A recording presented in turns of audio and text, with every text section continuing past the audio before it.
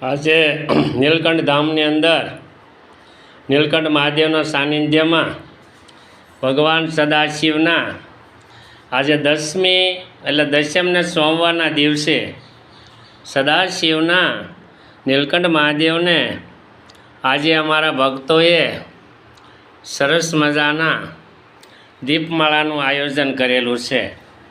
ચોખા ગાયના ઘીથી જુઓ,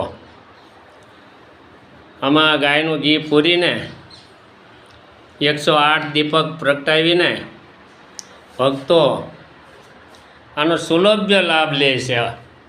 અને અલભ્ય લાભ કહેવામાં આવે કે જે જીવનની અંદર આવું જો કરતા રહે ને તો જીવન કાયમિક માટે તેઓનું સુદૃઢ અને જીવનની અંદર પ્રકાશ રહેશે.